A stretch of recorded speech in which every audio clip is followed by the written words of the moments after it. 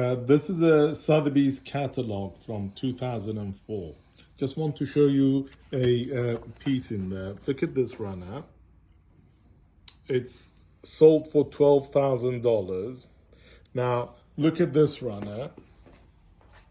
It is almost exactly the same piece. The difference, obviously, the big difference is the condition. As you can see, the big hole here.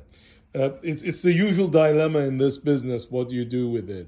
There's no way this is going to be repaired. What's going to be done is the border that you see here is going to be cut out, and this is going to be cut out from here, and the border is going to be attached to that. So you have a runner that still has it's not in perfect condition, but it has a lot of character. It's still an antique piece, and it will look beautiful in any home.